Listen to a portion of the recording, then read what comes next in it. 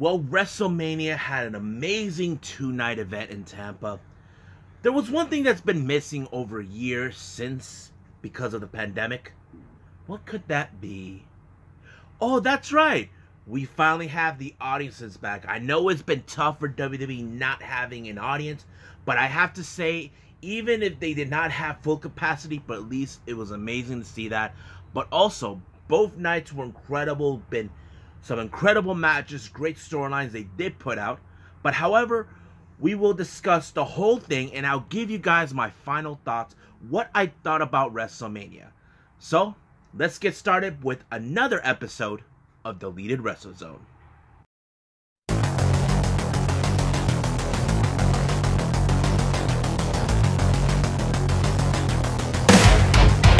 Are you ready? Get up, get up! Get up, get up! Get up, get up! Get up, get up! Get up, get up! Get up, get up!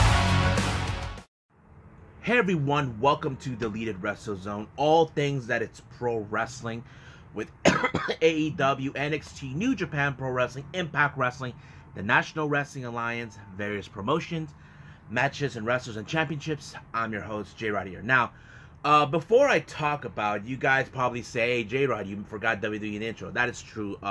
Before I begin reviewing both nights of WrestleMania, I want to, clarify things up to everybody about why I'm doing this episode today before I move on. Now, as you know, I have been grown tired of WWE with the same old thing they've been doing for 10 to 15 years before AEW began. But however, I cannot deny what I witnessed in WrestleMania. The thing is, there's been some good matches. I mean, we can say that WWE sucked in certain aspects. Like, we can question, like, about what the hell is WWE doing with these superstars? Why are these wrestlers not getting a push? Of course, we hear this story all the time with many wrestlers over the times. But we cannot deny certain wrestlers that deserve to be recognized more than ever.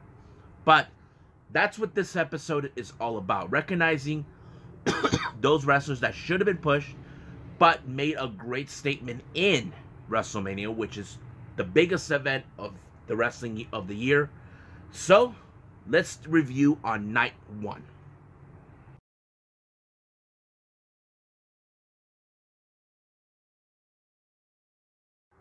Alright, night one right now of WrestleMania. This took place on the 10th of April. Opening match was the WWE Championship between former champion Drew McIntyre taking on Bobby Lashley, the Almighty. I have to say this match kind of told another story. Like, as you know, there's been talk about the Hurt Business, how Bobby Lashley was not being recognized. I know that a lot of people who've been fans of Bobby Lashley felt that he should have been at the top years ago. And I agree. We should have seen it. I mean, he's a great athlete, but it didn't happen that way. But I think there is that thing we can talk about saying, okay, wrestlers who leave WWE can redefine themselves elsewhere and they become better as they were. So it's like better late than never. But the match kind of told the story how Bobby Lashley was willing to retain the title to prove that he is still the Almighty. But the match kind of went down when MVP actually helped out by distracting. Now, there was no physical touching, but Drew McIntyre lost focus, and he was unable to break out of the Hurt Lock, allowing for Bobby Lashley to retain the title. Now, how do I feel about this one? I don't know, but I'll explain this one in the final thoughts, what I thought about it. Now, the next match is I never heard of this, but it's called the Tag Team Turmoil match, which is all the women tag teams. So it started out kind of like similar to a gauntlet. First competitors was Lana and Naomi against Billie Kay and Camilla. Now, I know that we have some fans, even my brother and I talked about this privately, about that we think that WWE are so dumb when it comes to women's and tag team. Because here's the thing, majority of the wrestlers we see who were involved in this tag team turmoil, they all started out as singles competitors, and that's one of the things that kind of bothered us over time. But I'll explain that in my final thoughts. But the match was okay, but however, I kind of figured, I was trying to figure out, okay, how this was going to go until it was Camilla and Billie Kay who won. Some people talk about Billie Kay. Why is she involved in tag teams? But we'll talk about that a little bit. Then after Camilla and Billie Kay defeated Lana and Naomi, the next competitors are the Riot Squad. I have to say, I love the Riot Squad. Even as a duo, they're still popular, even if Sarah Logan's not around anymore, but it's great. And I was surprised that they won the first part of the match. Then they had to compete against Mandy Rose and Dana Brooke. Now, I wasn't sure how this is going to go, but I have to say, this match surprised me more about the Riot Squad. Now, I don't know how you guys would feel, but I feel, to me, Riot Squad should have been already going for the top to get a tag team title shot, but it didn't go like that. But it ended, the Riot Squad ended their undefeated streak in this turmoil match after they confronted Natalya and Tamina. But here's the best moment of this particular match. Natalya had the match right in her grasp, but instead she decided to give the moment to Tamina. And of course, if you guys know Tamina's history, her dad is the infamous Jimmy Superfly Snuka. She did the infamous Snuka splash or whatever he does, but it was a great moment. I have to say, it kind of fits perfectly into this. So, however, I feel this match should have gone to Riot Squad because I feel like they impressed the hell out of me. Like saying, wow, they went in 2 matches, but they were unable to defeat their final opponents in this one. But yeah, but I'll explain more about that in my final thoughts. Next match is a grudge match between Seth Rollins and Cesaro. I have to say, in this particular match, Cesaro really, really impressed me. I know many fans have talked about this. My brother and I talked about this last night, that Cesaro should have been already at the top, you know, going for either the Universal title or the WWE title. The guy is amazing. I had to say, this match with Seth Rollins kind of put him at the map, like, be higher. He should be pushed for a title. I was surprised that he was able to do that little spin thing twice. But he broke his record, 23 twists. I'm like, wow. But I love this match. This is one of my favorite matches of the night. Now, next match, we have the Raw Tag Team Championship between the New Day, Kofi Kingston, against AJ Styles and Omos. I have to say, this kind of also felt like Omos needed a push. I know people talk about things like this over time, about wrestlers deserve to be pushed more. But I like how AJ directed Omos what to do, telling him, put your foot on top of him, and blammo, it's over. He and AJ are now the new Raw Tag Team Champions. So that's kind of like, okay, it's pretty interesting, but I like it. Now, the next match is a steel cage match. I wasn't too much fond of it. I mean, with Shane and Braun Strowman, I'm like asking myself, do we really need Shane McMahon involved in wrestling? That's always been the question I ask myself. I don't know how you guys would feel about it. But I like to say the best moment is how Braun Strowman broke through the cage to get Shane back inside. And then he tosses him over the damn thing. I'm like, wow. I'm like impressed with that. But it did allow Braun Strowman to win the match. But however, I wasn't too much fond of it, you know, with Shane being involved. That's the thing.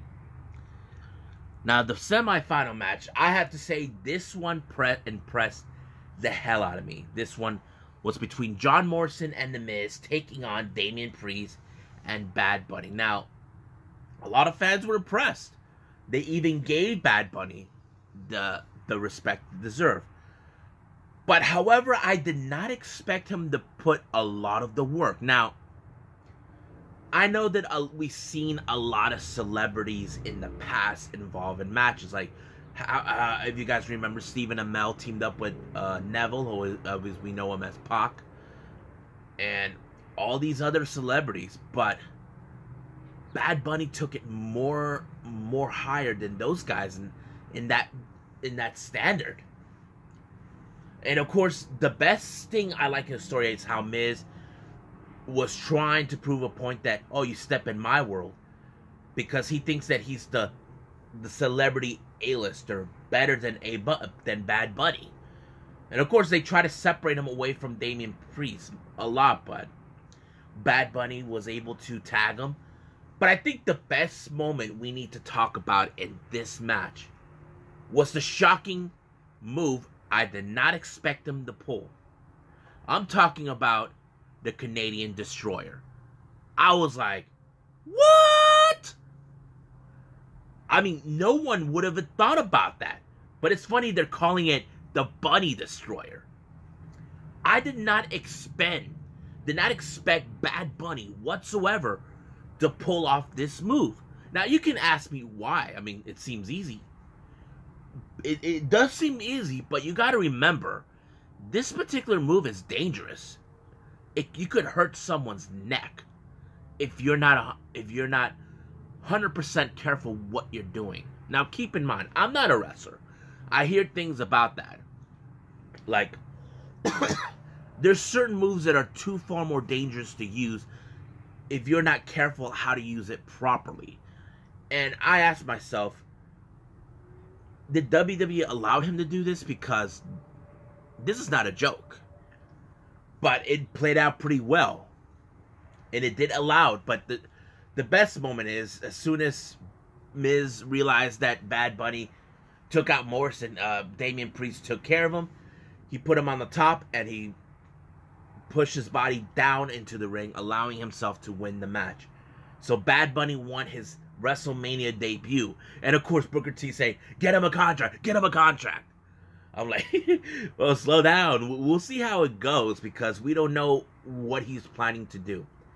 You got to remember, he's a performer. Is he planning to go back on tour or record more music? That's the thing. I mean, we have Chris Jericho, who's both a wrestler and a musician. He has the best in both worlds, but we'll see how that goes. Now, we got the main event, which is the SmackDown Women's Championship. This was a very emotional match. As you saw, both women were so emotional because they know this is an important match. I know that the WWE has talked about the women's division for a couple years, but this was a defining moment for these two women. You look at Sasha Banks with an incredible resume being in WWE, and then here comes Bianca Belair, her first WrestleMania match in the main event. I was impressed with Bianca's athleticism and her power. I think that there were many things that surprised me. I was surprised that she was able to pull off a standing shooting star press. I mean, I never seen someone like her do it, but it was, wow, that's impressive. But I think the biggest thing that kind of got me, I think everybody might have, that the whip heard around the world when she used her ponytail to whip Sasha Banks. I'm like, whoa, that is loud. I'm like, I wonder how the people heard it in their seats, because they probably be, what? I mean, I don't think none of us could imagine a hair being used as a whip. But yeah. But I like how the ending goes, how Bianca was able to pull off the victory, winning her first WrestleMania match, becoming the new SmackDown Women's Champion. I know everybody is emotional seeing this. Her friends, her family, fellow wrestlers who work with her, wrestlers who met her, all of that. And I have to say, this was the best match of the night. I can tell you the matches that for night one for me was the Cesaro and Rollins match, Bad Bunny in his debut match, and of course this one. But I'll explain those three matches in my final thoughts about it. So, I think that's it with night 1. So, let's move on with night 2.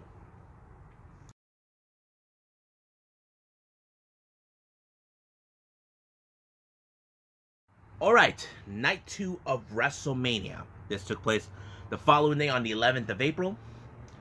The first opening match was Randy Orton versus The Fiend. Now, as Randy Orton was already out in the ring, here comes Alexa Bliss, and then she sees the Jack in the Box, and here comes The Fiend. But instead of The Fiend look more hideous as him coming back from the dead or whatever, he goes back to his old form. And I like the look of Randy where he's like, oh crap, he's back. And I think there were best moments where he had Randy Orton right where he wanted him. But I think the one thing that was the buzzkill was how it ended. As soon as the Fiend had Orton in the Sister Abigail, here comes Alexa Bliss with a different look, like a sort of evilish thing. I don't know what to call it. I mean, that confused me a little bit. And it did allow for Randy to win. And I think a lot of people are saying, what the hell? Or what the fuck? You know, that's one of the things that bothers me, how this whole thing ended. I think they wasted 4 months in booking The Fiend like this way. I'm like, what is going on? If you guys know this or not, ever since The Fiend first came around, there were a lot of the investors were pressuring WWE with him. But I don't know what to make of it. I feel like the way it ended kind of screwed things up. But shame on you, WWE, for screwing that up for me. Now, the next match, I wasn't too much fond of it. This one was for the women's, the WWE Women's Tag Team titles between Tamina and Natalya, who won the Tag Team Turmoil match, taking on the champs Nia Jax and Shayna Baszler. The one thing that kind of stood out for me is how Tamina and Nia Jax were in each other's faces trying to prove who is the baddest bitch of them all. And that's one of those things that kind of tells the story. But to me, I felt like there was no story build up into this whole thing. You know what I mean? I mean, look, here's the way I see it. We can talk about this a lot as much as we want. If you're going to have a championship match and there's the challengers, you got to build up the story. But there was nothing like this. I mean, look, certain things I do not like with WWE when it comes to the women's tag team division. But I'll explain that more in the final thoughts. But that's just me how it goes. Now, the next match is Sami Zayn versus Kevin Owens. And Logan Paul was there watching the whole thing. Now, we can say much as we want about the history of Sami Zayn and Kevin Owens. That they've known each other for years. I wasn't too much fond either. I mean, I love Kevin Owens. He's a great guy. I love his the way he acts, you know, either as a heel or a babyface. But I wasn't too much fond on this one that much. You know, even when I go back to going like, why is Sami Zayn going with this whole conspiracy theory? But I don't know. But I can tell you that Kevin Owens won, but he took care of Logan Paul. I wouldn't be surprised if Logan Paul comes up and gets revenge on Kevin Owens. But we'll see what happens down the line.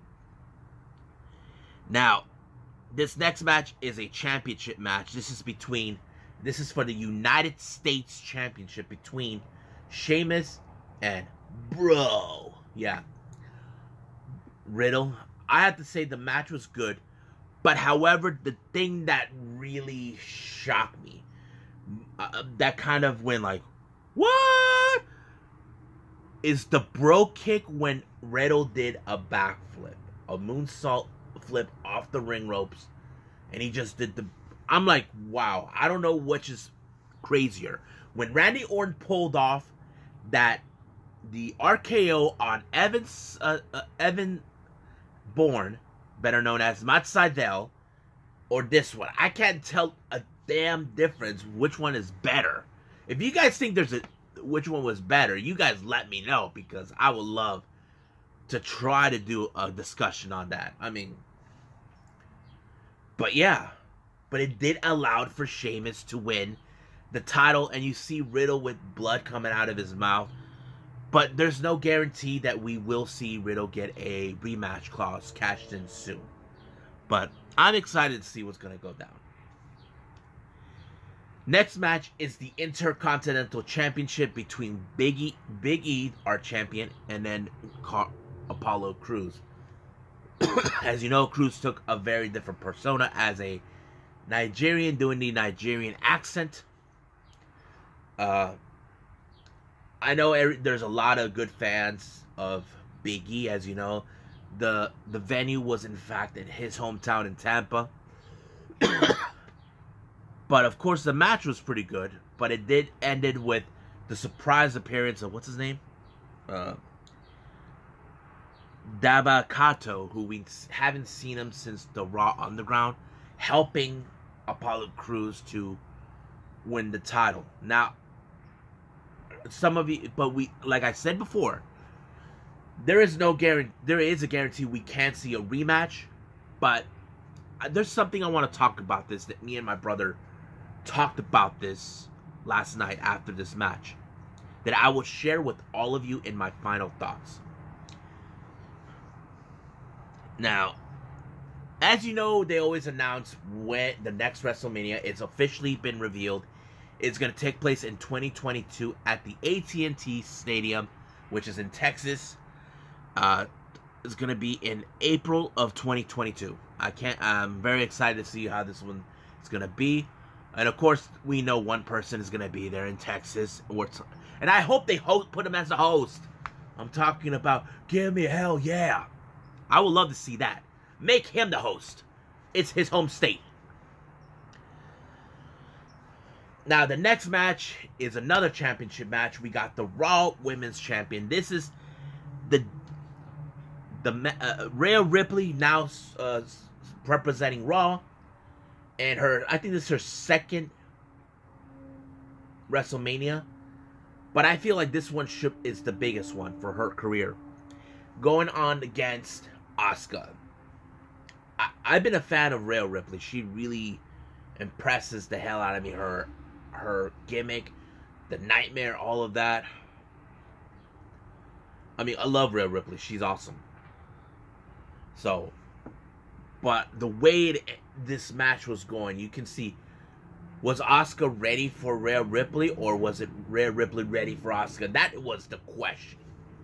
But I feel this was the perfect opportunity to establish Rhea Ripley as part of the main roster, and I hope WWE does not screw this up for us.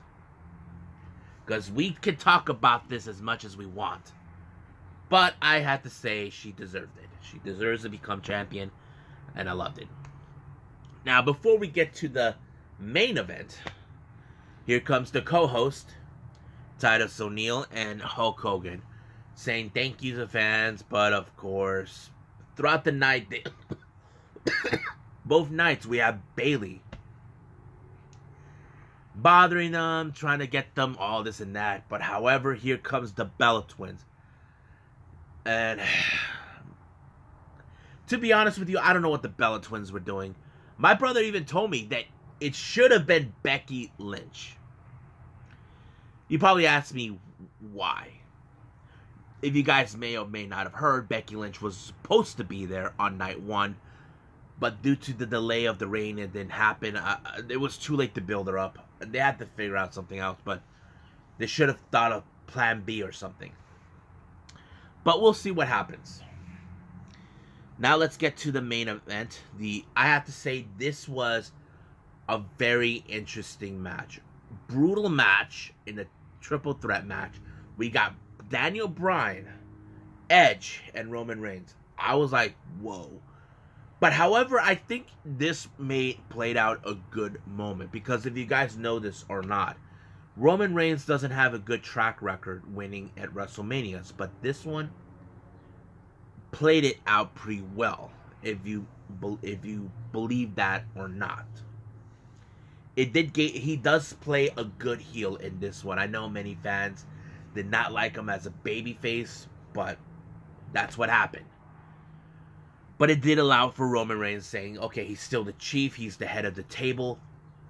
It played out pretty well. I have to say, having Roman Reigns win it felt right. A heel must continue on. And that's what my brother and I have talked about that. Now, let's end it here and end the show with my final thoughts of both nights of WrestleMania.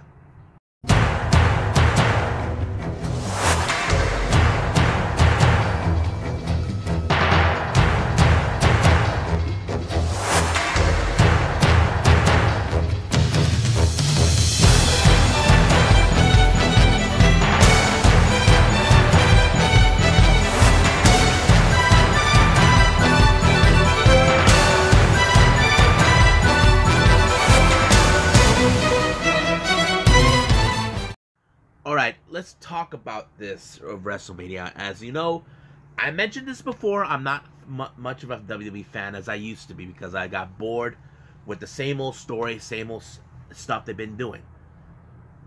Now, if you guys did hear about what happened in night one, it got rain and it kind of messed up.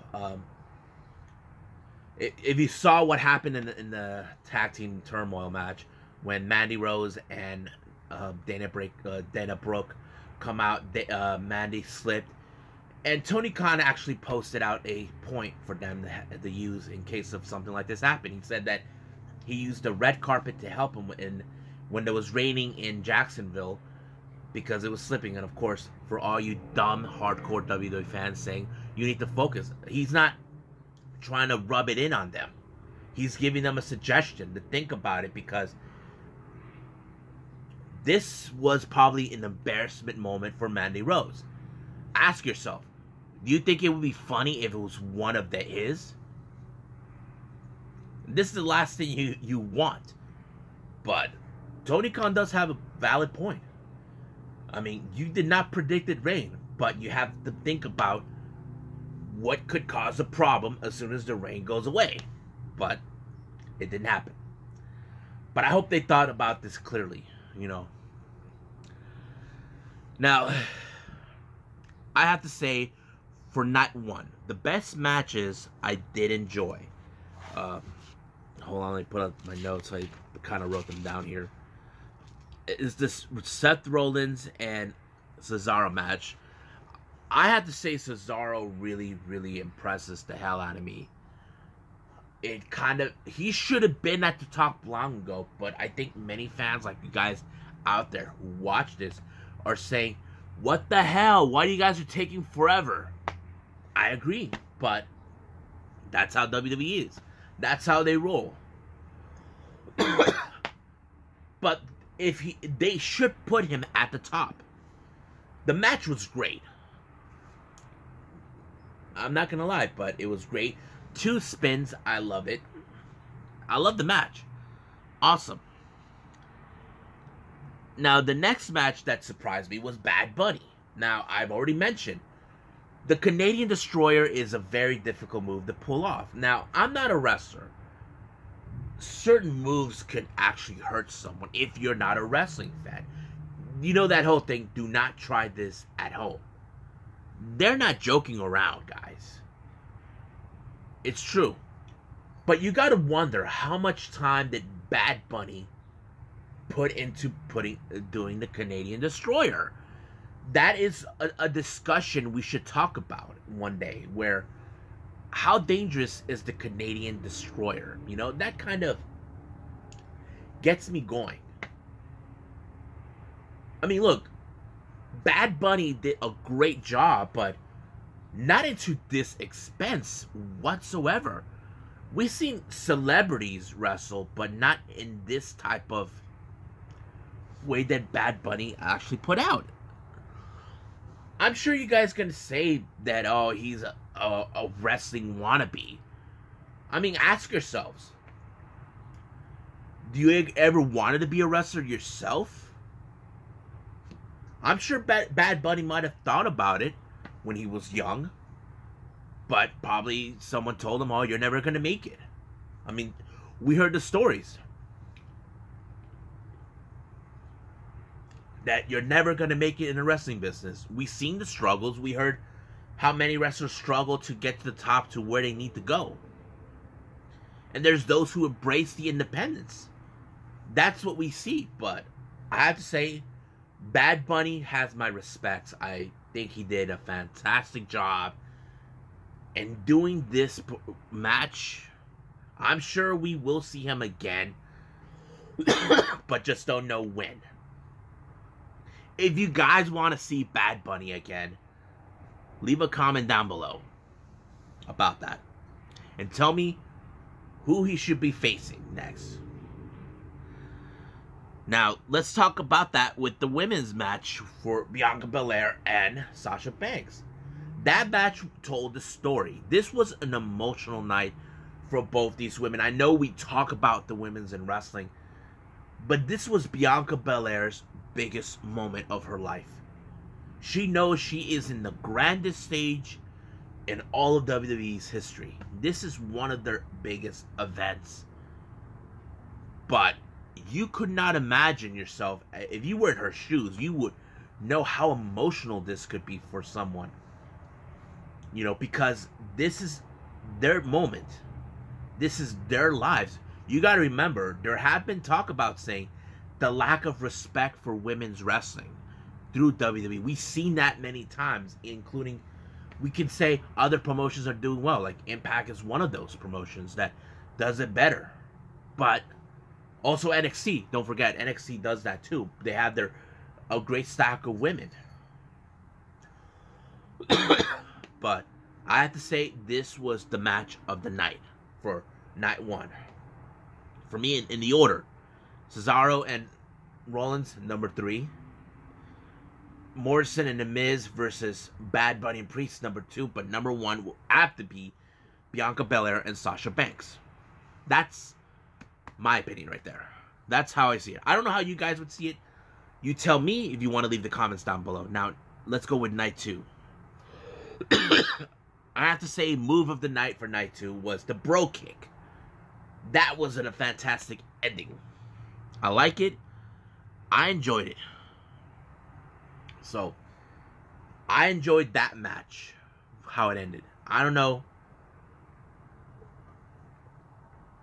if it was planned out or what, but I love it. Now, my brother and I have talked about this about Big E last night.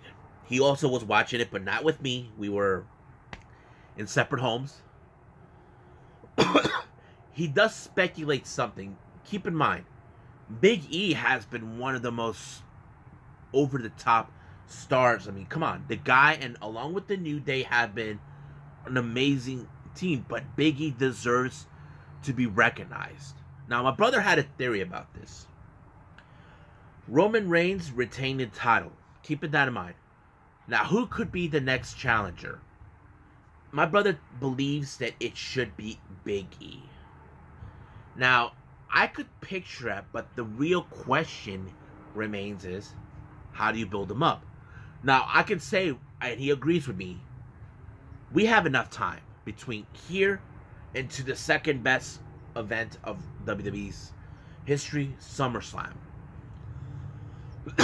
So, if we go from today all the way to SummerSlam, we could see Big E build up a story to become the Universal Champion against Roman Reigns. I would like to see that.